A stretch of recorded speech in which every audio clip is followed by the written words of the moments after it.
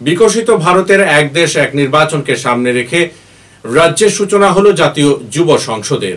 মঙ্গলবার ঊনকোটি জেলার ফটিকরায় আম্বেদকর কলেজে এই শিবিরের আনুষ্ঠানিক সূচনা করেন ত্রিপুরার মন্ত্রী সুধাংশু দাস। ভারত সরকারের যুব বিষয়ক ও ক্রীড়া দপ্তরের অর্থানুকূলে এবং ফটিকরায় আম্বেদকর কলেজের ব্যবস্থাপনায় আগামী দুদিন ব্যাপী কলেজে চলবে এই সংসদ। মূলত যুবকদেরকে এক দেশ এক নির্বাচনের বিষয়ে জাগ্রত করতে এই সেমিনারের আয়োজন।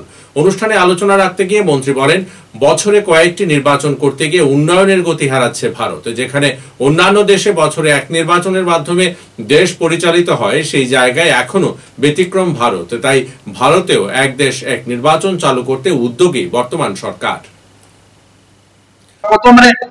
highly developed country in terms of infrastructure, health, education, agriculture, everywhere they are developed. But still, country called India, we are developing country because of all the politics. তো এটা একটা চ্যালেঞ্জিং বিষয়, এটা খুব ইজি না। শুধু আপনার পার্লামেন্টারি স্ট্রেংথ থাকলেই যেটা ইজি হবে এমনটা নয়, যদিও বিজেপির কাছে বর্তমানে স্ট্রেংথ রয়েছে। আমাদের নরেন্দ্র মোদীজির নেতৃত্বাধীন যে সরকার চলছে, তারা লোকসভা এবং রাজ্যসভা এটা যে কোনো বিল যখন আসে, আমাদের former president of India Ramnath কোবিন্দজির নেতৃত্বে গত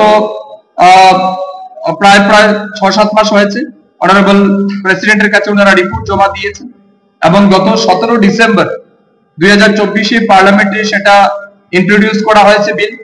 বর্তমানে সেই বিল জেপিসি তে রয়েছে, জয়েন্ট পার্লামেন্টারি কমিটির কাছে রয়েছে আন্ডার কনসিডারেশন। এটা নিয়ে চর্চা চলছে।